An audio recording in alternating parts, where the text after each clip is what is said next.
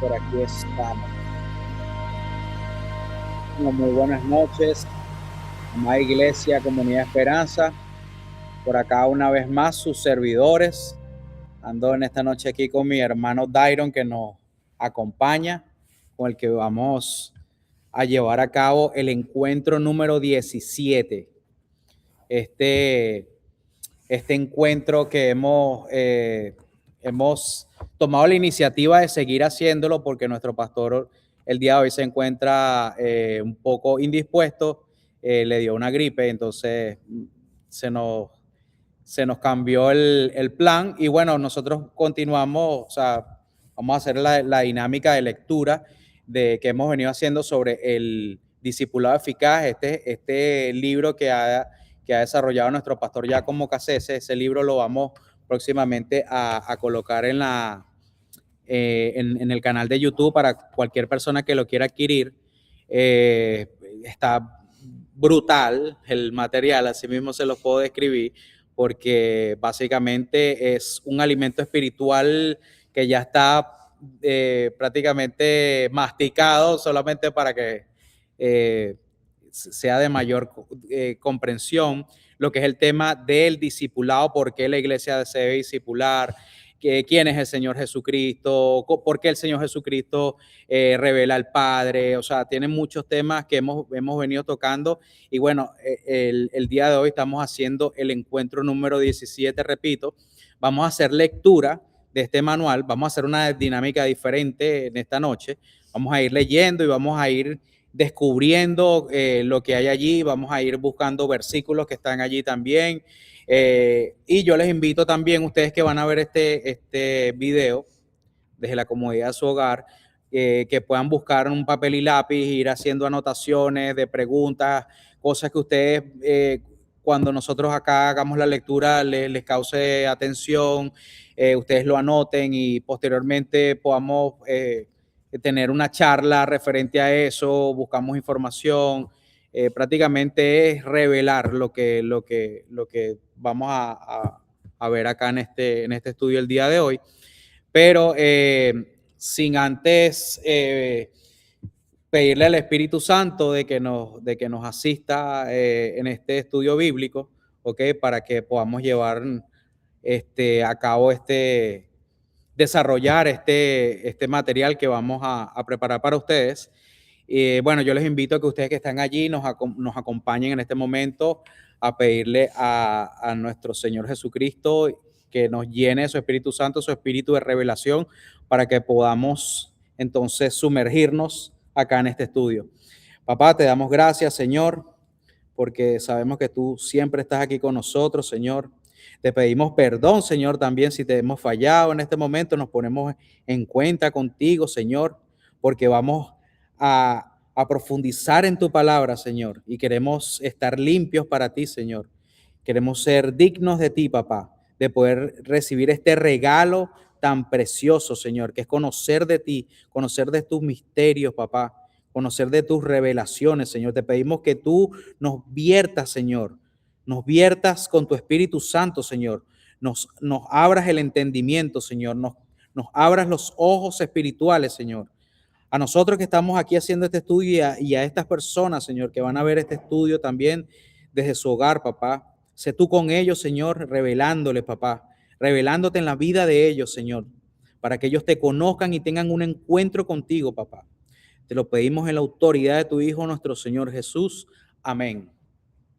Bueno, mi gente, aquí sin más preámbulos, vamos entonces a hacer lectura de este manual del discipulado eficaz que titula, ¿cómo titula, Dairon? Jesús, la autoridad suprema. Jesús, la autoridad suprema. Vamos a ver por qué Jesús es la autoridad suprema. Grábense ese título, que este estudio habla de eso, la autoridad suprema. ¿Por qué Jesús es la autoridad suprema? Adelante, Dairon. La palabra griega autoridad, exousia, significa poder o capacidad para regir y gobernar. Esto implica que no hay nada ni nadie por encima de esa autoridad. La Escritura nos muestra que Jesucristo es la autoridad suprema sobre la muerte, sobre el mundo espiritual, sobre el mundo natural, es decir, sobre todo. Jesús es el soberano. Juan lo llama el soberano de los reyes de los reyes de la tierra. Apocalipsis 1:5. Ok, vamos a hacer una pausa allí. Vamos a ir entonces ahora sí a la palabra de Dios. Yo les invito a que busquen su Biblia. Nosotros acostumbramos acá en nuestra congregación a utilizar la nueva versión internacional. Me parece que es una Biblia que tiene un lenguaje un poco más actualizado y sirve de mayor comprensión, pero si no la tienen, cualquier otra versión que tengan, de igual manera va a tener el mensaje principal. Ok, entonces, si pueden acompañarnos, entonces nos vamos a situar en Apocalipsis 1:5, ¿no? 1:5. 1:5. Ok, y dice así, dice, también de parte de Jesucristo, el testigo fiel, el primogénito de la resurrección, el soberano de los reyes de la tierra, al que nos ama y que por su sangre nos ha librado de nuestros pecados. Ok, aquí el texto nos está haciendo una referencia de esto que está hablando Dairon acá en este primer párrafo de este capítulo, ¿verdad? De por qué el Señor es soberano y es Rey de Reyes y por qué Él es la autoridad. ¿Por qué simplemente es la autoridad? Porque no hay un registro histórico que defina a una persona que haya vencido la muerte. Y nuestro Señor Jesucristo venció la muerte. Él es el primogénito de la resurrección. Así como Él resucitó, la iglesia, que son todos aquellos que lo reconocen a Él, van a resucitar en gloria con Él. Entonces, Él es el soberano, ¿ok? Él es la resurrección. Si el Señor no hubiera resucitado, mi hermano Dairon y yo no estuviéramos aquí porque el cristianismo no tuviese sentido. El cristianismo fuese simplemente un mito, una idea, pero esto o sea, los hechos de lo que ha sucedido es la cantidad, ¿verdad?, de gente que ha reconocido a Jesucristo como el Rey de Reyes, el Mesías. ¿Ok? ¿Y por qué? Porque el Espíritu Santo está aquí. El Espíritu Santo es quien conecta a todos los creyentes, porque el Espíritu Santo es quien revela quién es Él. Entonces, esta cita que acabamos de leer aquí, repito, Apocalipsis capítulo 1, verso 5, nos va a dar, ¿verdad?, una referencia de por qué el Señor, es el soberano y es el primogénito de la resurrección. Él es la autoridad absoluta. Adelante, Dairo, continuamos. Su poder y autoridad es indisputable. No hay ni habrá jamás nadie por encima de él. Maquiavelo, en su libro El Príncipe, fue uno de los primeros en esparcir la idea de que en realidad Dios no reina. Desde entonces se ha perpetuado esa falacia incluso en la iglesia. Ok, ahí podemos, lo último que acaba de leer Dairon allí, podemos ver que hay personas, ¿verdad?, que han escrito sobre que Dios no reina, y incluso esta idea se ha mezclado dentro de la iglesia. Hemos visto, o sea, hay infinidades de denominaciones. ¿Y por qué hay tantas denominaciones? Porque simplemente han entrado este tipo de enseñanza, llámese doctrina. La palabra doctrina significa enseñanza, ¿verdad? Y esto se ha mezclado, y así como esta persona que se está citando acá, que ni siquiera la voy a mencionar porque para qué, dice eso. Es solamente ahí vemos una referencia. Eso es un ejemplo de millones que hay de cosas que se han introducido en la iglesia, y por eso que la gente que no ha recibido al Señor no logra tampoco ver esto como una realidad. Entonces, bueno, continuamos. Jesús, el Señor de los milagros. Ok, vamos a hacer un stop allí. Me gusta que pongamos atención, fijemos nuestra mirada, aunque ustedes no están leyendo el texto, pero en algún momento lo harán, ¿verdad? De que nos fijemos sobre este título. Y vuélvelo a decir, Dairo. Jesús, el Señor de los milagros. Jesús, el Señor de los milagros, ¿ok? ¿Por qué el Señor es el Señor? Porque el Señor es reconocido por la cantidad de milagros que hizo y que por esos milagros Él es el Señor, porque esas eran las señales, ¿verdad? De las cuales se hablarían de que cuando el Señor viniera, el Mesías viniera, iba a ser infinidades de señales que lo iban a identificar a Él como la persona en la que se hacía referencia en el Viejo Testamento. Y vamos a ver allí cómo se desarrolla el tema y quiénes son las personas que van a relatar estas señales y estos milagros que hizo el Señor. Adelante. Todo el ministerio de Jesús estuvo acompañado por un despliegue impresionante de señales y milagros. Los evangelios reportan a que gracias a dichas manifestaciones sobrenaturales, la fama de Jesús se diseminó en toda Palestina, al punto de que le era imposible estar de incógnito en algún sitio. Pero, ¿cuál era la razón detrás de los hechos? ¿Qué buscaba lograr con tan portentosas obras? Debemos señalar varias cosas. En primer lugar, Jesús hizo milagros movidos a compasión o misericordia. Esto por sí mismo revelaba el corazón asombroso de Dios. En segundo lugar, Jesús, al hacer... Vamos a hacer un stop allí, Dairon, esto me acaba de, o sea, esto me causó ruido. Fíjense eso que está leyendo allí, Dairon, que dice que sobre la misericordia, el Señor se movía a hacer estos milagros por misericordia. Y yo ciertamente les digo que el milagro más grande que puede tener el ser humano es la misericordia. ¿Por qué? Porque el ser humano no es bueno, en la naturaleza del ser humano ciertamente no hay bondad.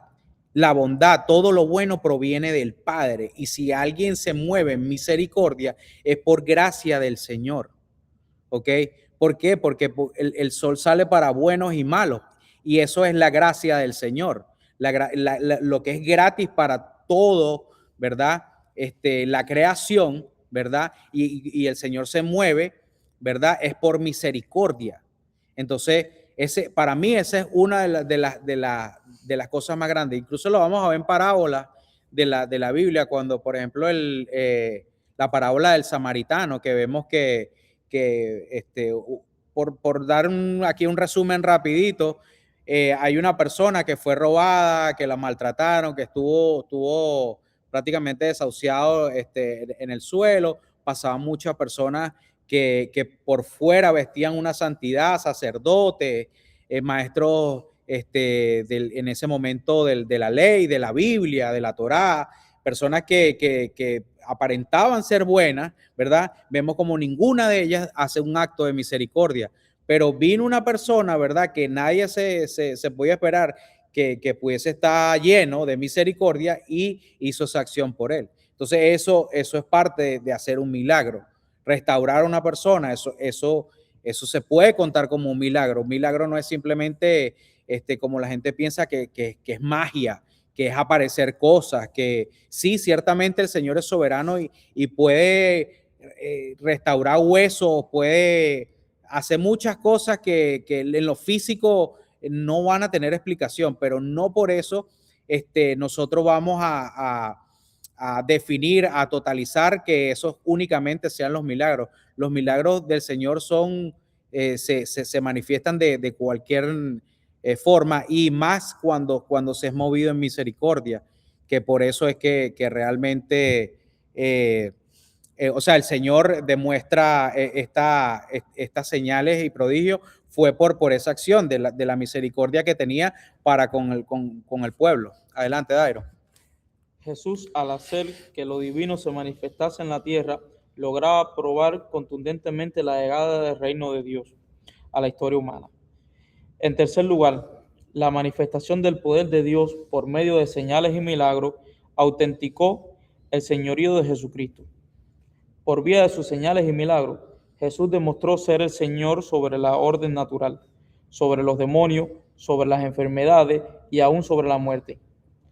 Gente tan diferente como lo fue el caso de Nicodemo y la mujer samaritana, llegaron a la misma conclusión y le atribuyeron a Jesús ser el Mesías. Todo esto fue el resultado de lo que vieron a Jesús hacer. Los evangelistas nos muestran a Jesús como el Señor sobre todas las cosas, tanto de lo visible como de lo invisible. Aguántate ahí. Entonces, fíjense lo que Dairon nos ha leído ahí. Nos ha leído, perdón. Que prácticamente, o sea, el Señor con todo lo que hizo, o sea, el Señor estaba demostrando el reino, o sea, estaba predicando el reino de Dios, donde estaba Él, se manifestaba el reino de Dios, ¿ok? Entonces, todas esas cosas que Él hacía, Él lo identificaban como el Señor, o sea, Él dominaba sobre las cosas físicas. Él era, o sea, más que un profeta, ¿verdad? Para algunos que lo podían decir, bueno, este es un profeta, pero para otros, ¿verdad? Él era la autoridad, porque él ciertamente en muchos pasajes vemos como él da una palabra, ¿verdad? Y esa palabra se cumple.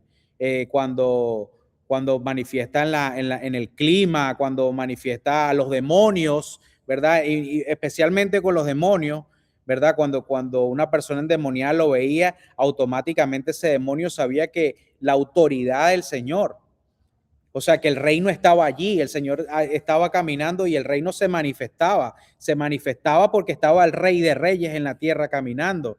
Entonces, esa era la señal más grande, ese era el milagro más grande y por eso muchas personas que estaban allí, inevitablemente, o sea, eran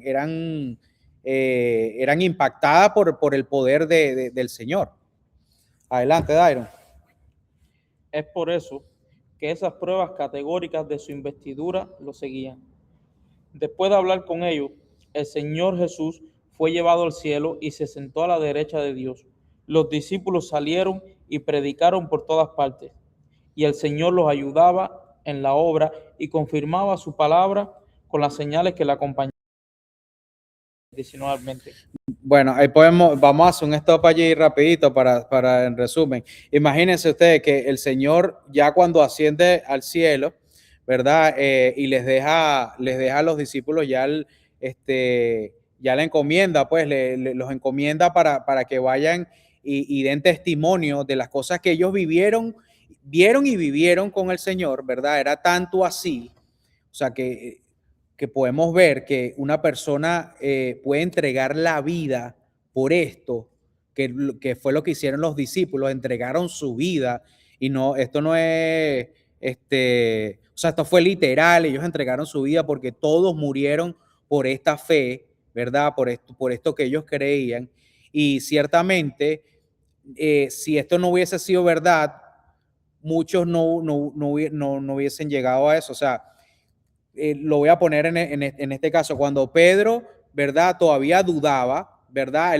Y él vio que el Señor lo reprendieron, aunque él le dijo al Señor que él también se entregaría, no lo hizo, porque él tenía duda. Pero cuando ya, ¿verdad? Pedro, ¿verdad? Ve al Señor, bueno, no cuenta el texto que lo vio crucificado, pero sí lo vio resucitado, sí lo vio cuando lo golpearon, lo llevaron a la cruz, y todo o sea, él obviamente fue un testigo de eso, ¿me entiendes? Entonces ya no había duda. Ya cuando Pedro vio al Señor ya resucitado, que comía con ellos, que hizo todo lo que hizo, ya no había duda. O sea, ya ellos entregaban su vida por él. O sea, era más que obvio que el Señor era realmente quien era. Y más que Pedro es el primero que lo reconoce al Señor, que el mismo Señor le pregunta que quién dice la gente que es él. Y él le dice que él es el Hijo de Dios. Entonces, y el Señor le responde, bueno, esto no te lo reveló carne, sino mi Padre que está en los cielos. Entonces, ahí podemos darnos cuenta de esto. O sea, nadie va a entregar su vida por algo que no sea cierto.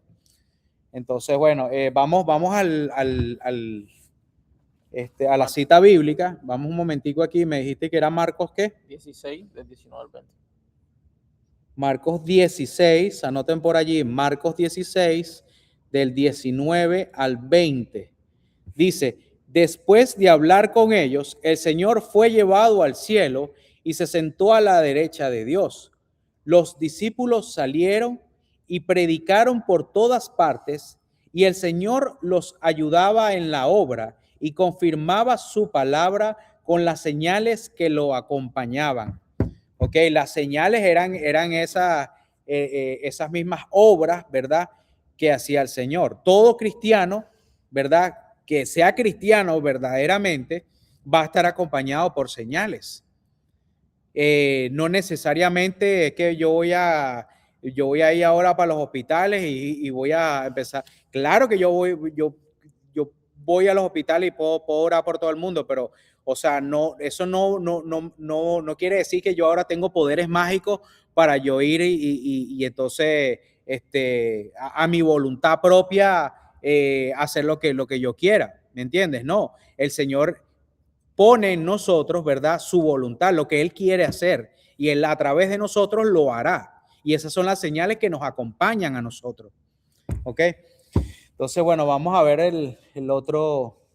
Cada vez que la iglesia vive sometida al señorío de Jesús y lo proclama como Señor, esas mismas señales de su señorío se harán presentes para confirmar la veracidad de su Ahí proclamación. está, exactamente lo que acabamos de hablar ahorita. Entonces, bueno, vamos a ir a otro punto, otro segmento de este capítulo que titula ¿cómo? El Señor de la resurrección. Ok, el Señor de la resurrección. Ahora, anteriormente, para recapitular, hablamos de las señales. No, empezamos hablando de por qué el Señor era el Señor, de por qué el Señor era la autoridad máxima, de por qué el Señor era el primogénito de la resurrección. Después, en la segunda parte, hablamos de los milagros y prodigios, las señales que lo acompañaban y por qué esas señales a él lo identificaban como el soberano rey de reyes. Y ahora vamos a hablar de la resurrección, lo más importante que tiene este caminar con nuestro Señor Jesucristo. Lo más importante de ser cristiano es la resurrección, porque la resurrección es, el poder de la resurrección es lo que realmente, ¿verdad?, a nosotros nos da la certeza de que el Señor es el Señor. O sea, adelante, Dairon. Vimos que la doctrina del señorío tiene su génesis en el reino como panorama de la historia humana. Ahora bien, el evento histórico más importante es también el fundamento del señorío de Jesús. Se trata de la resurrección. Pablo asegura que si Cristo no resucitó, vana es nuestra fe. Ahí estamos. Primera de Corintios 15. Vamos para allá, vamos para allá. Vuelve a citar ahí lo que Pablo dice. Pablo asegura que si Cristo no resucitó, vana es nuestra fe. ¿Ves? Si el Señor no resucitó, no es el Señor, aquí no estamos haciendo nada. Ok, vamos entonces a Primera de Corintios 15 y 17.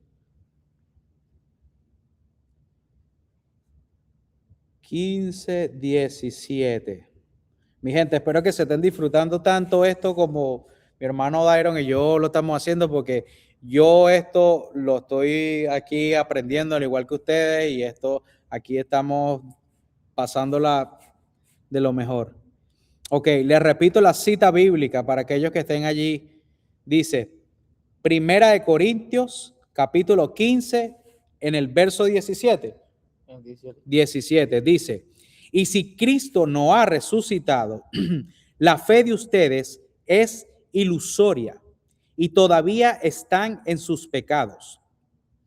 Voy a leer 18, dice, en este caso también están perdidos los que murieron, en este caso también están perdidos los que murieron en Cristo. Si la esperanza que tenemos en Cristo fuera solo para esta vida, seríamos los más desdichados de todos los mortales. Aquí lo que está queriendo decir Pablo en esta cita es que si el Señor no resucitó, nosotros, o sea, fuéramos uno, o sea, no tuviéramos dicha, pues. Ahí lo dice, desdichados de todos los mortales. O sea, aquí Pablo lo pone bien claro en esta carta a los Corintios. Que si el Señor no resucitó, vana nuestra fe. Entonces seguimos allí, Dairon. Incluso Pablo concluye que sin resurrección nuestra predicación no sirve para nada. Versículo 14 Ahí estamos. Versículo 14 del 15. Ok, vamos para el 14 un momentico. Dice, y si Cristo no ha resucitado, nuestra predicación no sirve para nada, como tampoco la fe de ustedes. Eso se lo está diciendo Pablo a los corintios, haciéndole entender a ellos de por qué la importancia de la resurrección. Adelante, Dairo. Esto quiere decir que la fe cristiana desaparece si no hay resurrección. En otras palabras, carecería de mensaje. ¿Por qué? Es simple. Si Jesús no resucitó, toda su enseñanza sobre el reino de Dios poderoso y eterno es falsa. La resurrección tiene un sentido teológico muy especial cuando la entendemos en relación con las enseñanzas focal de las Escrituras. La resurrección es la garantía de lo nuevo.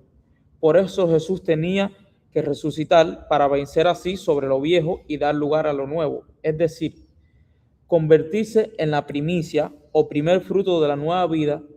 Cristo resucitado es el modelo del ser nuevo y la garantía del reino de Dios, que es un efecto de la vida nueva. No debe extrañarnos que el contexto de la resurrección, no debe extrañarnos que en el contexto de la resurrección, Pablo explique este asunto del reino. Ok, vete un momentico a las últimas 3 líneas que dice aquí, creo que, primer fruto. Ve un momentico allí, continúa allí. Dice, adelante ahí, dice, Cristo resucitado es el modelo del ser nuevo y la garantía del reino de Dios. Aguanta ahí. Dice que entonces o sea, prácticamente el Señor nos está diciendo, o sea, el tema de la cruz es que el Señor nos está mostrando cómo se muere al pecado y entonces se resucita en gloria. ¿Ok? O sea, es lo que nosotros hacemos. Eso es como lo que en resumidas cuentas, lo que el Señor intenta decirle a Nicodemo del nacer de nuevo. ¿Ok? El nacer de nuevo en Cristo es la resurrección. Y ese es, o sea, no, y no es prácticamente nosotros la parte física, sino ahí está hablando de la parte espiritual. Pero cuando resucitemos va a ser físicamente, así tal cual Él lo hizo. Pero el tema espiritual, a lo que me refiero, el tema de la cruz a nivel espiritual, es que nosotros, ¿verdad? Ahora tenemos una vida nueva en Cristo, o sea, una resurrección. ¿Ok? Nosotros morimos al viejo hombre y ahora espiritualmente estamos ya en luz con el Señor. O sea, tenemos la iluminación de quién es Él, la revelación de quién es Él. Prácticamente esa confirmación la hacemos nosotros cuando vamos al bautismo, que vamos entonces, sepultamos al viejo hombre y entonces salimos con la nueva humanidad, ¿ok? Revestidos, ¿verdad? En la nueva humanidad de Cristo. Entonces ese significado es bien, o sea, esto es algo que se interpreta espiritualmente, ¿ok? Una de las citas que yo me encanta y ahí hay mucha tela que cortar, aquellos que quieran profundizar un poco, búsquense Romanos 7, ¿verdad? Y ahí ustedes van a ver la analogía del matrimonio, ahí habla un poco más profundo de esto. No nos vamos a meter ahorita en ese tema porque estaríamos aquí toda la noche, pero para aquellos que les interesa un poco más este tema, allí pueden profundizar un poco más. Entonces, bueno, Dairon, vamos a seguir entonces allí. Primera de Corintios 15, del 20 al 28 dice: Mas adelante. Ahora Cristo ha resucitado de los muertos, primicias de los que murieron. De hecho, ya que la muerte vino por medio de un hombre, también por medio de un hombre viene la resurrección de los muertos. Pues así como en Adán todos mueren, también en Cristo todos volverán a vivir, pero cada uno en su debido orden. Cristo, las primicias, después cuando Él venga, los que le pertenecen, entonces vendrá el fin. Cuando Él entrega el reino a Dios el Padre, luego de destruir todo dominio, autoridad y poder, porque es necesario que Cristo reine hasta poner a todos sus enemigos debajo de sus pies. El último enemigo que será destruido es la muerte, pues Dios ha sometido todo a su dominio. Al decir que todo ha quedado sometido a su dominio, es claro que no se incluye a Dios mismo, quien todo lo sometió a Cristo. Y cuando todo le sea sometido, entonces el Hijo mismo Entregará. se someterá a aquel que le Ajá. sometió todo, Correcto. para que Dios sea todo en todos. Exactamente. Exacto. Ahí prácticamente lo que Pablo está queriendo decir es que el Señor va a preparar o sea, va a reinar y va a restablecer todo. Todo lo va a restablecer, y por eso que dice que le va a quitar, porque bueno, ciertamente en este mundo sabemos que actualmente no gobierna, o sea, el Señor no está gobernando físicamente, ¿verdad? Actualmente estamos en una guerra entre la luz y las tinieblas. ¿Por qué? Porque, bueno, sabemos que existe la maldad, pero cuando el Señor esté acá no va a existir maldad, porque todo se va a someter a esa maldad, esa oscuridad, todo eso se va, porque donde está la presencia de Dios, todo se restablece. Entonces, eso es lo que Pablo está queriendo decir aquí, que el Señor va a preparar todo. Y ya cuando ya tenga todo restaurado, eso es lo que estamos esperando nosotros, ciertamente, la venida de nuestro Señor. Y nosotros vamos a estar con el Señor revestidos de una nueva humanidad físicamente cuando la resurrección. Porque, o sea, nosotros ciertamente vamos a pasar por la muerte. Y ahí lo menciona Pablo, que dice que ese es uno de los enemigos. Ciertamente porque somos mortales. ¿Ok? Nosotros somos simplemente, o sea, esto es carne, esto se muere, pero en la resurrección viene entonces viene otra naturaleza diferente, que es un misterio que desconocemos. Ciertamente nadie tiene una prueba así que precisa de cómo va a ser eso. Tenemos los relatos de Pablo, tenemos ciertamente el libro de Apocalipsis, tenemos algunos textos del Antiguo Testamento, pero a ciencia cierta hasta ahora tenemos un misterio, ¿ok?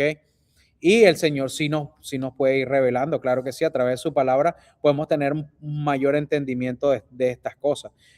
Pero lo que sí es cierto es que el Señor va a venir. Y no sabemos cuándo va a venir, porque él mismo dice que nadie sabe ni el día ni la hora. O sea, va a venir como ladrón en la noche, nadie se lo va a esperar y el Señor viene. Pero también nos advierte que cuidado con aquellos que le digan que allá está el Señor, porque van a venir muchos farsantes, va a haber mucha confusión, ¿ok? Pero ¿cómo sabemos que sí el Señor? Bueno, porque dice que todo ojo lo verá. Y nosotros que somos hijos, que tenemos el Espíritu Santo, el discernimiento, vamos a saber cuándo viene nuestro Señor, porque Él mismo dice que mis ovejas escuchan mi voz y me reconocen. Entonces, bueno, la iglesia son las ovejas. Eso es simplemente un sentido figurado de que como el Señor se pone una comparación, ¿no? de cómo son las cosas. Entonces, bueno, vamos a continuar allí, Dairon. ¿Qué más tenemos por allí? Las primeras iglesias cristianas vivían anticipadamente en los principios del reino. De la misma manera que la resurrección de Jesús es un acto anticipado de la realidad y destino de la historia. Los cristianos nunca entendieron ni señalaron la resurrección divorciada del Señor Jesús. Ahí está. Sino que, al contrario, siempre entendieron que para haber resucitado tenía toda la autoridad para reinar como Señor soberano.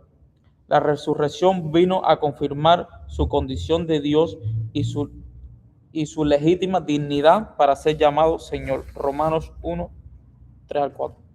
Ok. Vamos entonces al último punto que tenemos acá.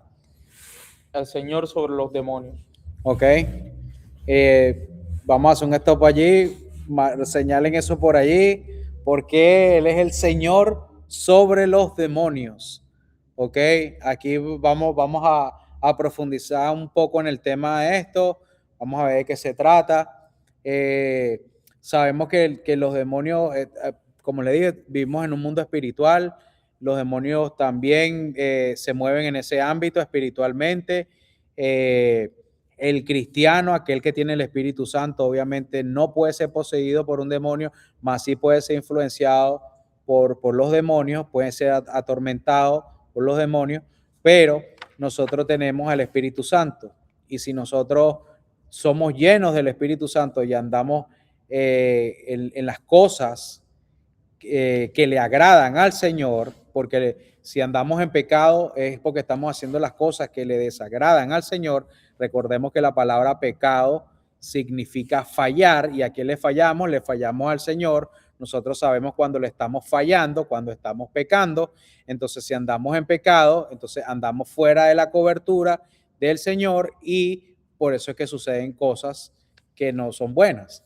Entonces, mientras que nosotros andemos recto en los caminos del Señor, tenemos la promesa, ¿verdad? De que el Señor, si está en nosotros, mayor es el que está en nosotros que lo que está lo que se mueve en el mundo de las tinieblas. Adelante, Dairon. En los evangelios hay una gama extensa de textos que muestran el comportamiento adoptado por los espíritus inmundos en presencia de Jesús. Espíritus inmundos, fíjense lo que espíritus inmundos. En el mundo espiritual son espíritus que es como que son pestilentes, ¿no? Podredumbre, a eso se refiere. En todos los casos registrados por los evangelistas, los demonios reconocen quién es Jesús y se sujetan automáticamente a su autoridad. Aún en el caso más dramático narrado por los evangelios sinópticos, nos conseguimos con el caso del llamado endemoniado Gadareno, de quien se dice estaba poseído por una legión de demonios. Ni siquiera en ese caso extremo los demonios dejaron de reconocer a Jesús como el Señor y de brindarle la debida reverencia y sujeción debido a su investidura. Automáticamente, cuando el Señor llegó allí y ese endemoniado lo vio, bueno, que era legión, que estaba lleno de muchos demonios, automáticamente esos demonios reconocieron la autoridad de nuestro Señor, y incluso le decía, pero ¿qué tienes contra nosotros? Porque incluso los demonios en ciertas ocasiones decían, pero es que si todavía no ha llegado nuestra hora, ¿ok? Porque sabemos que hay un día para donde ellos serán condenados, o sea, porque ciertamente para eso es el infierno. De hecho, la gente cree que Satanás, que el adversario, ¿no? Como se le llama en español, que vendría siendo como que el líder, ¿no? De todo. En este momento está en el infierno, ¿no? Pero cuando tú lees Apocalipsis ves que cuando el Señor venga ya, entonces es que la condenación va a ser el infierno, e incluso va a ir con sus demonios. Entonces, por eso es que hay un día designado para eso, o sea, lo que habíamos leído anteriormente, lo del día del Señor, que es cuando Él viene a hacer su juicio. O sea, el día del Señor es cuando el Señor viene a hacer su juicio sobre la tierra, a juzgar. Ya cuando el Señor regrese, no va a venir como el siervo sufriente de Isaías. Ahora el Señor viene a regir con vara de hierro, ¿ok? Con un rey de autoridad. O sea, ahora sí va a venir. O sea, no es que anteriormente o sea, el Señor no regía, o sea, no hacía su autoridad ¿cómo decir la palabra? O sea, que era fuerte, ¿no? En las cosas que hacía, sino que ahora cuando Él venga, o sea, él viene a juzgar, ¿me entiendes? Él viene ahora a hacer justicia, ¿ok? Ahora realmente Él viene, si él es un Dios justo, Él viene a hacer su justicia. Y si Él considera, ¿verdad?, que una persona no ha sido conforme, ¿verdad?, a su asignación, Él simplemente va a hacer su juicio. Esa es la justicia de Dios, y eso es lo que Él viene a hacer, y viene a restablecer todo esto. Entonces, bueno, en esta última parte acá, vamos a seguir allí, Dairon, a ver qué más tenemos por allí. Un señorío eterno. El señorío eterno. porque Él es el Señor eterno. Ok, adelante, Dairon. La profecía de Natán habla de que el ungido establecerá un reino que durará para siempre. Ok. Segunda de Samuel 7:16. Yo lo ¿Lo tengo tienes aquí. ahí? Ok, dale. Tu casa y tu reino permanecerán para siempre delante de mí. Tu trono será establecido para siempre. Ok, esa es la cita bíblica que respalda esto que estamos leyendo. Pues vamos a repetirla ahí. La cita bíblica es Segunda de Samuel 7:16. 7:16. Adelante. El Nuevo Testamento enseña sobre ese reino, que es la segunda venida del Señor. Será consumado sobre la tierra. Los autores del Nuevo Testamento se refieren a ese evento como el día del Kyrios. Ajá, el día del Señor. Primera de Corintios del 1 al 8. Yo lo tengo aquí. Ok. Él los mantendrá firmes hasta el fin, para que no sean reprendidos en el día de nuestro Señor Jesucristo. Primera de Corintios 1. Ok, Él los mantendrá firmes. Vuélvelo a leer. Él los mantendrá firmes hasta el fin, para que no sean reprendidos en el día de nuestro Señor Jesucristo. Ok, si nuestro Señor nos va a mantener firmes, es porque nosotros estamos con Él. Mientras que nosotros estemos con Él, nosotros vamos a estar firmes y podemos perseverar hasta el final. Y por eso es que hay una parte que dice que ese que persevere hasta el final, ese será salvo. ¿De qué será salvo? Bueno, de ese juicio, de esa justicia que viene cuando el Señor venga. ¿Ok? Por eso es que si nosotros estamos con Él, entonces Él nos garantiza, Él nos da este tipo de garantías de que vamos a estar bien. Aquí también tenemos 1 Corintios 5:5. Entreguen a este hombre a Satanás para destrucción de su carne, a fin de que su espíritu sea salvo en el día del Señor. También tenemos Segunda de Crónicas. Segunda de Corintios. Sí, Segunda de Corintios del 1 al 8. Segunda de Corintios de 1:14. 1:14. Segunda de Corintios capítulo 1, verso 14. Esa no tengo. ¿No la tienes? No, Vamos a buscarla.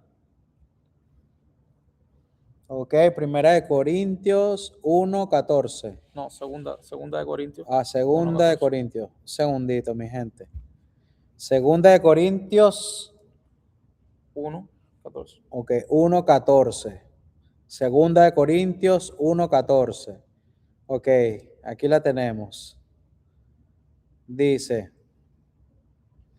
así como ya nos han comprendido en parte, que pueden sentirse orgullosos de nosotros, como también nosotros nos sentiremos orgullosos de ustedes en el día del Señor. O sea, esto es lo que, recordemos que estamos leyendo una carta que Pablo le escribió a una congregación que se encontraba en Corintio. Y Pablo les está diciendo, o sea, lo estoy poniendo en contexto para que entiendan un poco más lo que se está citando aquí. Pablo le está diciendo, así como ya nos han comprendido en parte por la predicación del evangelio, que pueden sentirse orgullosos de nosotros, como también nosotros nos sentiremos orgullosos de ustedes en aquel día, en el día del Señor, como lo habías leído tú acá, que decía el día, el Kyrios acá. Ajá. Aquí. Ajá, ¿cómo decía? Los autores del Nuevo Testamento se refieren al evento como el día del Kyrios. El día del Kyrios. Kyrios es la palabra que se le da o sea, en griego al Señor, el Kyrios se refiere a la palabra que define al Señor de señores, al Rey de reyes, el Kyrios, la autoridad total. ¿Ok? Eso es lo que significa la palabra Kyrios en griego, que nuestro pastor en reiteradas ocasiones nos lo ha explicado. ¿Qué más tenemos por ahí? ¿Qué otras citas?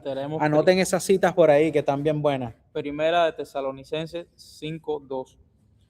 Porque ya saben que el día del Señor llegará como ladrón en la noche. Ahí estamos. También tenemos Segunda de Tesalonicenses del 2 al 4.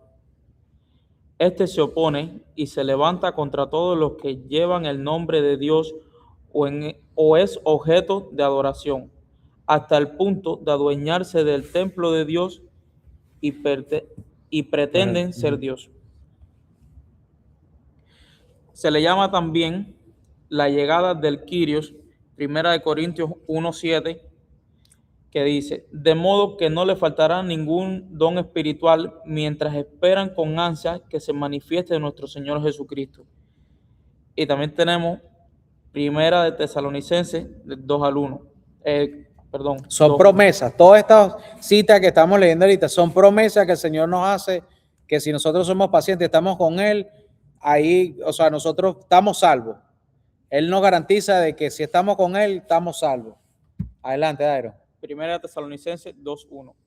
Hermanos, bien saben que nuestra visita a ustedes no fue un fracaso.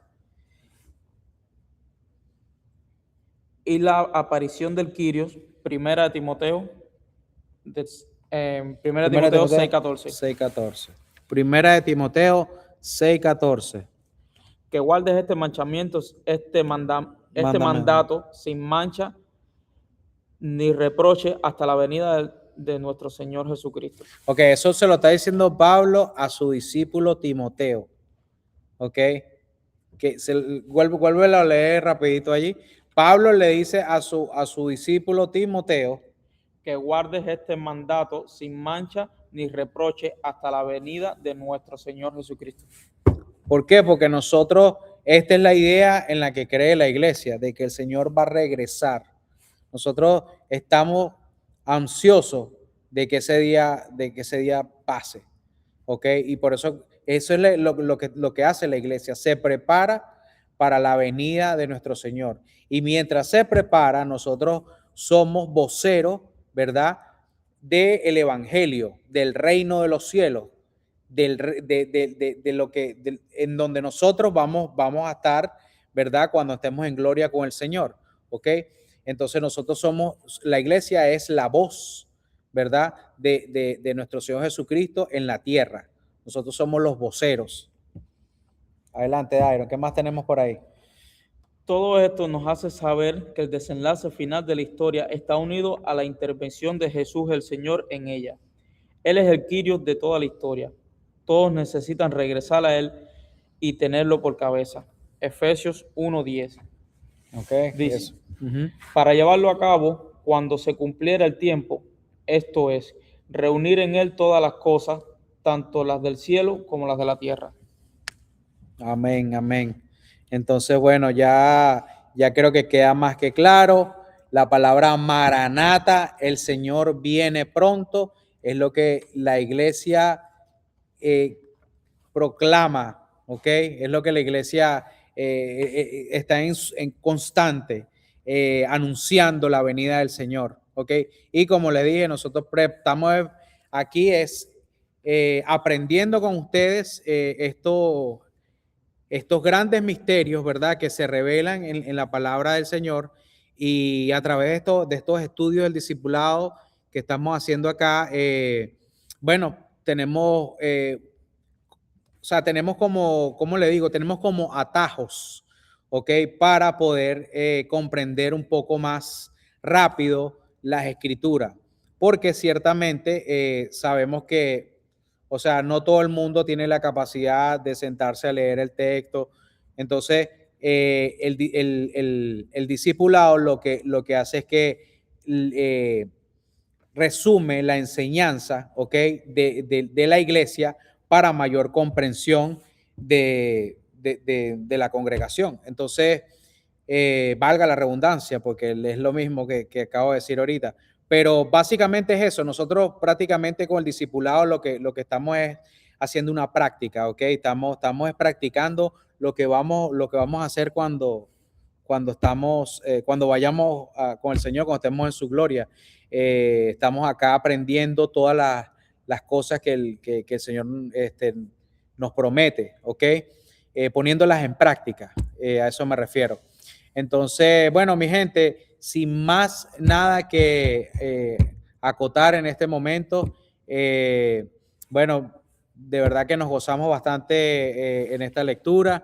Yo les invito que si pueden, desde la comodidad de su casa, si tienen alguna pregunta, siempre es importante bueno, que tengan un cuadernito, anoten, vayan a los versículos, ¿saben? Se mantengan observantes de la palabra, así sea por segmentos.